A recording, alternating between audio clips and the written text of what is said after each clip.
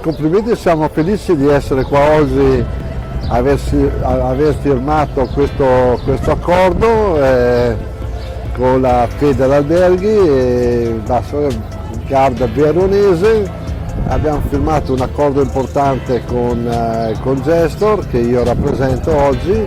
È un accordo in cui Gestor si metterà a disposizione degli alberghi e dei ristoranti di Malcesine e dintorni per tutto quello che riguarda gli acquisti di merci e di servizi che gli alberghi e i ristoranti hanno bisogno.